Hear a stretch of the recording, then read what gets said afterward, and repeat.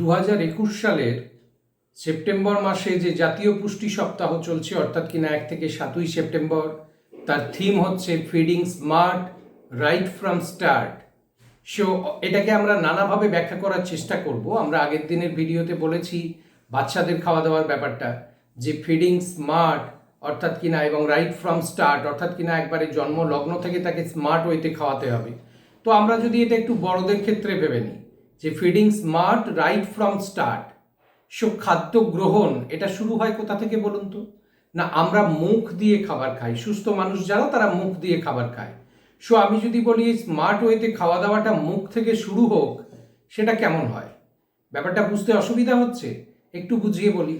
দেখুন, আপনার মুখের স্বাস্থ্য যদি ঠিক না থাকে, তাহলে হচ্ছে আপনি প্রপার ওয়েতে খাবার খেতে পারবেন না। আপনি যদি ফোকলা হন, আপনার দাঁতগুলোই নেই, তাহলে কি খাবার আপনি ঠিকঠাকভাবে চিবোতে পারবেন না? আপনার জিভে যদি ঘা থাকে, কোনো সমস্যা থাকে, মাড়িতে ঘা থাকে, সমস্যা থাকে, আপনি কিন্তু খাবার ঠিকঠাকভাবে চিবাতে পারবেন না, গিলতে পারবেন না, সমস্যা হবে। সো আমরা বলবো যে শুরুই হোক না আমাদের ওরাল হেলথ কেয়ার দিয়ে, আমাদের মুখের স্বাস্থ্য রক্ষার মাধ্যমে আমরা স্মার্ট ওয়েতে খাওয়া দাওয়া করি। দেখুন, দাঁতের স্বাস্থ্য কিন্তু আমাদের জন্য ভীষণ রকম গুরুত্বপূর্ণ। কারণ দাঁত যদি অসুস্থ হয়, সবার আগে অসুস্থ করবে আপনার হার্টকে। কেন, সেটা হয়তো অন্য কোনো ভিডিওয় অন্য কোনো দিন বুঝিয়ে বলবো। আজকে শুধু এইটুকু জেনে রাখুন যে দাঁতের সুস্থতার সাথে অর্থাৎ কিনা একটা আনহেলদি টিথ কিন্তু একটা আনহেলদি হার্ট তৈরি করে। হার্টের অবস্থা খুব 12টা বাজিয়ে ছেড়ে দেয়। এবং তার সঙ্গে বলবো যে দাঁত মানুষের একটা সম্পদ এবং এটা মুক্তোর থেকেও দামি আপনার ওভারঅল হেলথের জন্য। তো এই ডেন্টাল কেয়ার আমরা কিভাবে করতে পারি, এর আগে আমরা ডেন্টাল ফ্লস ইত্যাদি যে ভিডিও আছে আমাদের চ্যানেলে, তার মাধ্যমে দেখিয়েছি যে দাঁতের সুস্থতা আমরা কিভাবে মেনটেন করতে পারি। আর এই তাড়াহুড়োর জামানায় আমরা হয়তো ভালো করে চিবিয়ে খাবার খেতেই ভুলে গেছি। তো সেই জায়গা থেকে আমরা জানি হারি ওয়ারি কারি ডিজিজ অর্থাৎ কিনা পেপটিক আলসারের জন্ম দিয়েছি। তাহলে বুঝতে পারছেন, ভালো করে খাবার চিবিয়ে না খেলে, তাড়াতাড়ি করে খাবার খেলে আমাদের পেপটিক আলসার হতে পারে। অর্থাৎ পাকস্থলীর বা আমাদের পাকস্থলী সংলগ্ন যে ক্ষুদ্রান্ত অঞ্চল আছে, সেই অঞ্চলের একটা বড় জটিল রোগ হতে পারে। তাহলে বুঝতেই পারছেন যে মুখের স্বাস্থ্য আমাদের জন্য কতটা গুরুত্বপূর্ণ একটা বিষয় হতে যাচ্ছে। তো এই মুখের স্বাস্থ্য রক্ষায় প্রাচীন আয়ুর্বেদে কিছু ব্যবস্থা বা নিদান দেওয়া ছিল। তার মধ্যে আজকে আমি একটি বিধান বা একটি নিদান নিয়ে আপনাদেরকে বলবো, যেটার নাম হলো অয়েল পুলিং। অর্থাৎ মুখের মধ্যে তেল নিয়ে কিছু কসরত আছে, যেটা করলে কিন্তু মুখের স্বাস্থ্য খুব ভালোভাবে বজায় রাখা যায়। সো অয়েল পুলিংটা কি, কিভাবে এটা কাজ করে, বা এটা করলে কেন মুখের স্বাস্থ্য যথাযথভাবে বজায় রাখা সম্ভব, সেই জায়গাটা নিয়েই আমি আলোচনা করব আজকে। দেখুন, আমরা বিভিন্ন সময় বদলে বদলে বিভিন্ন পেস্ট ইউজ করেছি, টুথপেস্ট। তাতেও দেখা গেছে যে খাদ্য গ্রহণের 2 থেকে 4 ঘন্টা পরেই মুখের ভেতরের পরিবেশটা একটা অন্যরকম হয়ে গেছে। যে একটা সুন্দর ফিলিংস ছিল সেটা চলে গেছে, আবার যেন হ্যাঁ গন্ধ বেরোচ্ছে এরকম মনে হয়, এবং আমরা বেশ একটা অস্বস্তিতে পড়ি। তার জন্য এলো কি মাউথ ফ্রেশনার, যে আবার ডিমান্ড করলো 8 ঘন্টা অবধি আপনার মুখের যে সুন্দর একটা পরিবেশ সেটা বজায় রাখবে। হচ্ছে কি, এই যে এত পেস্ট টিভিতে অ্যাড দেখে কিনছেন, হচ্ছে কি মাউথ ফ্রেশনার ঘষেই যাচ্ছেন, কুলকুচি করেই যাচ্ছেন, কাজের কাজ কিছু হচ্ছে কি? হবে না। আপনি তো মাল্টিন্যাশনাল কোম্পানির ট্র্যাপে পড়ে গেছেন। সো এইগুলো থেকে বেরিয়ে আসুন, এবং বেস্ট মাউথ ফ্রেশনার কি হতে পারে সেটা আপনার মুখের মধ্যেই আছে। আমরা চ্যানেলের ভিডিওতে সেগুলো বলেছি, দেখে নেবেন।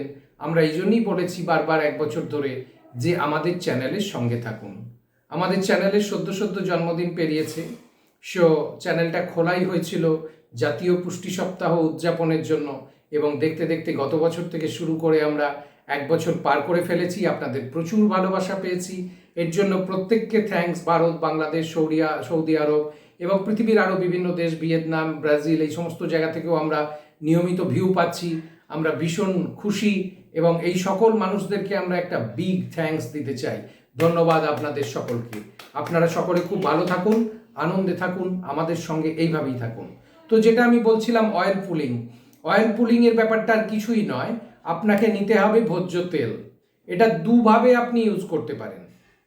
এক হচ্ছে 1 চামচ পরিমাণ নিলেন, নিয়ে মুখের মধ্যে নিলেন, ভালো করে কুলকুচি করলেন 2-3 মিনিট ধরে, তারপর সেটা ফেলে দিলেন।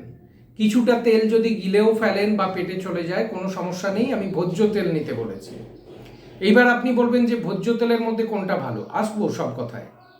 এরপর হচ্ছে কেউ এর থেকে বেশি অর্থাৎ এক মুখ ভর্তি করে তেল নিতে পারেন এবং তেল নিয়ে সেটাকে 5 মিনিট অবধি ওইভাবে ধরে রাখুন। ধরে রাখার পর আস্তে আস্তে সেই তেলটা ফেলে দিন। এতে কি হবে না, আপনার দাঁতে ক্যাভিটি হওয়ার প্রবণতা কমে যাবে, বেনিফিট নাম্বার 1। 2 নাম্বার হচ্ছে দাঁতে যদি সেন্সিটিভিটি থাকে সেই সমস্যা থেকে কিন্তু আপনি মুক্তি পাবেন। 3rd বেনিফিট যেটা হচ্ছে মুখের মধ্যে জীবাণুর বাসা হবে না এবং মুখে দুর্গন্ধ কখনো তৈরি হবে না। 4 হচ্ছে আপনার দাঁত এবং মাড়ির স্বাস্থ্য ভীষণভাবে সুরক্ষিত হবে, দাঁত মজবুত হবে এবং দীর্ঘস্থায়ী হবে। এবং 5 নম্বর যে বেনিফিটের কথা আমি বলবো সেটা হচ্ছে মুখের ভেতরের যে স্বাভাবিক লালাক্ষরণ সেটা স্বাভাবিক থাকবে এবং কখনো খাদ্য চেবানো, গেলা এবং তার সাথে সাথে খাদ্য পরিপাকে আপনার কোনো সমস্যা হবে না। সো এতগুলো বেনিফিট যে প্রসেসের মাধ্যমে পাচ্ছেন সেই প্রসেসটাকে আপনি কাজে লাগাতে শিখুন। বিদেশে এই প্রক্রিয়া যথেষ্ট জনপ্রিয় হয়েছে এবং সেটা ভারতীয় আয়ুর্বেদ থেকে নিয়ে খুব দুর্ভাগ্যের বিষয় যে আমরা ভারতীয়রা কিন্তু এই জায়গা থেকে পিছিয়ে আছি। নিজেদের সংস্কৃতি ছেড়ে আমরা একটু বিলেতি সংস্কৃতির দিকে চর্চা করছি, তো তাই নিজেদের ভালো জিনিসগুলো ভুলে গেছি। এইবার আমি বলবো যে এই যে ভোজ্য তেল আমি নিতে বললাম এর মধ্যে কোন ভোজ্য তেল ভালো না, এর মধ্যে যে ভোজ্য তেলগুলি ভালো সেই নিয়ে অলরেডি চ্যানেলে ভিডিও আছে কুকিং অয়েলের ওপরে। সো কুকিং অয়েলের ভিডিওগুলো আপনারা দেখে নেবেন, তাহলেই বুঝে যাবেন কোন তেল ভালো।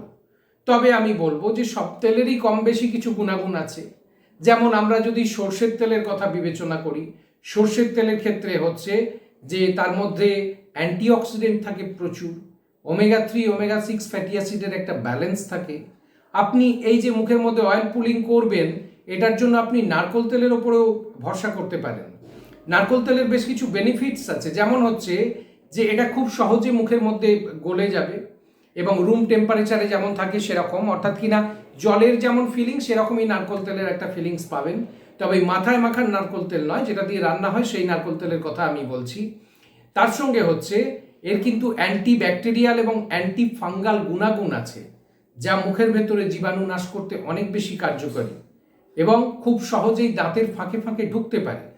এখানে থিওরিটা কি কাজ করছে দেখুন না, মুখের মধ্যে যে জীবাণুগুলি আছে সেই জীবাণুগুলির ওপর যখন একটি তেলের কোটিং তৈরি হয়ে যাবে, এরা আর পর্যাপ্ত পুষ্টি উপাদান এবং এরা পর্যাপ্ত উপায়ে অক্সিজেন পাবে না, ন্যাচারালি জীবাণুগুলি মারা যাবে।